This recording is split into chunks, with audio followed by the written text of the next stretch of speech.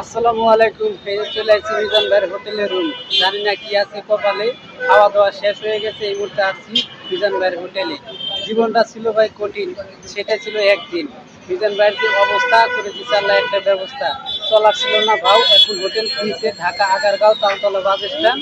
যখনই মন চায় তখনই ছুটে আসবেন। যত ধরনের আছে স্মার্ট, সবাই কিন্তু থাকবে এমন ধরনের ফিটফাট। মিজান ভাই অনেকটাই সহজ আর সরল, এই জন্য দেখতে আসছি ভাই অনেকদিন পরেও কেবল। তো মিজান ভাইয়ের সম্পর্কে যেহেতু আমি থাকি, এই জন্য মিজান ভাইকে ধরে ধরে সবসময় যেন রাখি।